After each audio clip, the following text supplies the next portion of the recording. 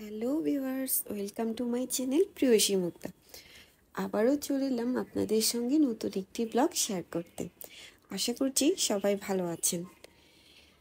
এইটা ছিল 17ই সেপ্টেম্বর, আমার জন্মদিনের দিন। ওই দিন আমাকে আমার ভাই এবং আমার হাজবেন্ড দুজনে অনেক সুন্দর একটি দিন উপহার দিয়েছিল। আমরা চলে গিয়েছিলাম বান্দরবন। ওখানে গিয়ে একটি কেক নিয়ে নিলাম। কেকটা যদিও বা অর্ডারই ছিল, আমার নামটা লিখতে আমি নিষেধ করেছি, জানি না কেন। এরপর চলে গেলাম বান্দরবনের একটি অনাথ আশ্রমে। এখানে মূলত সুবিধা বঞ্চিত শিশুদের রাখা হয় এবং তাদেরকে পড়াশোনা করানো হয়। ওখানে গেলাম, আমার সঙ্গে ছিল আমার কাজিন ব্রাদার আর আমার বান্ধবী। আমরা সবাই মিলে যাচ্ছিলাম। সেদিন ওদের সবার জন্য খাওয়া দাওয়ারও আয়োজন করা হয়েছিল আমাদের পক্ষ থেকে। তো এখানে আমার বান্ধবী আমার জন্য একটা ঘড়ি, তারপর টিপ, ব্যাগ, এমনকি সে আমার জন্য পিঠা পর্যন্ত বানিয়ে এনেছিল। এই তো ওগুলো খাওয়া দাওয়া করলাম। ওখানে আমাদেরকে পঞ্চশীল প্রদান করছিল বৌদ্ধ ভিক্ষু।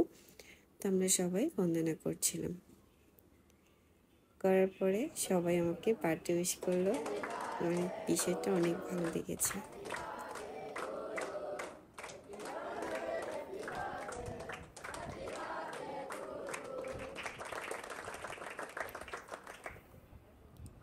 মনে হয় এটাই বেস্ট একটা দিন ছিল আমার এত বছরের জন্মদিনের মধ্যে। এত খুশি কখনোই লাগেনি। এরপর বাচ্চাদেরকে চকলেট দিচ্ছিলাম সবাইকে। এখানে সব বাচ্চারা ছিল না, যেহেতু সেদিন হলিডে ছিল না, পাবলিক হলিডে, সেজন্য বেশিরভাগ বাচ্চারাই স্কুলে গিয়েছিল। তো এরপরে কেক কাটলাম। কেক কেটে সবাইকে কেক দিচ্ছি। ওনাদের সবাইকে কেক দেওয়ার পর সবাই একজন একজন করে আসছিল। সবাইকে কেক দেওয়ার পরে চলে গেলাম বৌদ্ধ ভিক্ষুদেরকে সোয়াইং দান করতে। ওনাদেরকে সোয়াইং দান করে এরপরেই চলে গিয়েছিলাম বাচ্চাদেরকে খাওয়াতে। এই যে সবাই সারিবদ্ধ হয়ে আসছে। অনেকের স্কুলের টিফিন ছুটি ছিল, ওখানে এসেছিল। সবাই মিলে মোট 34-35 জনের মতো হবে। এই তো আমরা সবাই সার্ভ করছিলাম। প্রথমে বুঝতে পারছিলাম না আমরা করব কি না। পরে বলছিলাম হ্যাঁ আপনারা চাইলে করতে পারেন, বানতে বলেছিল। এরপরে আমরা সবাই মিলে করলাম। এখানে বাচ্চাগুলো খাওয়ার আগে একটা প্রার্থনা করে, কি প্রার্থনা বলতে পারবো না, একটা প্রার্থনা করছিল। এই তো এরপরে তার মধ্যেও আমরা সার্ভ করছিলাম, যেহেতু আমাদের সার্ভ করা হয়নি আর অনেকের স্কুল ছিল, তাই সবাই তাড়াহুড়া করছিল যেন টিফিন টাইমটা শেষ না হয়। সবাইকে পরিবেশন করছিলাম। এটা ছিল বৌদ্ধবিহার। দেখেন উপরে একটা বুদ্ধের স্ট্যাচু।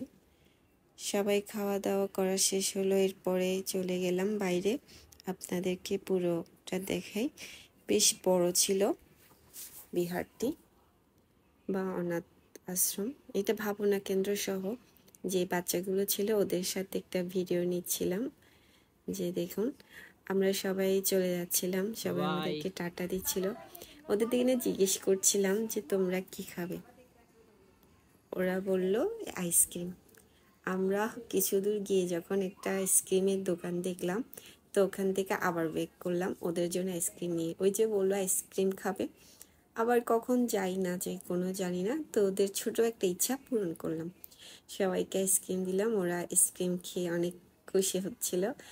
ছোট বাচ্চাদেরকে খুশি করাটা খুব সহজ, যেহেতু ওরা অল্পতেই খুশি হয়ে যায়। খুব সুন্দর হাসি, দেখেই মনটা অনেক ভালো লাগে।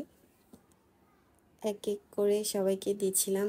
ওই যে প্রথমেই বলেছিলাম সব বাচ্চারা ছিল না, ওরা স্কুলে ছিল, তো ওখানে ফ্রিজ ছিল, ওই ফ্রিজে বাকি আইসক্রিমগুলো রেখে দিতে বলেছে, ওরা আসলেই দিবে। ভালো লাগতেছে? হ্যাঁ, তোমাদের আইসক্রিম খেতে কেমন লাগতেছে? যে সবাই খুশি আইসক্রিম খেয়ে। এরপর আমরা ওখান থেকে নীলাচল চলে গেলাম। ওই আশ্রমের পাশেই নীলাচল ছিল, তো ওখানে চলে গেলাম। রাস্তাটা খুবই ঢালু ছিল, হাঁটতে একটু বেশ সমস্যা হচ্ছিল। এই তো খুব সুন্দর পাহাড়ি মনোরম পরিবেশ। এরপরেই তো আমি আমার বান্ধবী, ওকে অনেক ধন্যবাদ আমাকে সারাদিন সময় দেওয়ার জন্য। এরপর আমরা একটা রেস্টুরেন্টে খাওয়া দাওয়া করলাম। ওখানে আমাদের একটা রিলেটিভ ছিল, উনি বারবার ফোন করছিল। তো আমরা রেস্টুরেন্টে খাওয়া দাওয়া করে তাদের বাসায় চলে গেলাম। ওদের বাসাতে পুরোপুরি ক্লিক নেওয়া হয়নি, খাওয়ার সময় একটু ভিডিও নিলাম। ওদের পাকনা বুড়িটা খুব পাকনা পাকনা কথা বলে। এই তো এখান থেকেই, যেহেতু একদিনের সফর ছিল, তাড়াহুড়ো করে চলে আসলাম বাস স্ট্যান্ডে। এই চলে যাওয়ার পথ। আমার ভিডিওটি ভালো লাগলে লাইক, কমেন্ট, শেয়ার দিয়ে পাশে থাকবেন। সবাইকে অসংখ্য ধন্যবাদ। টাটা।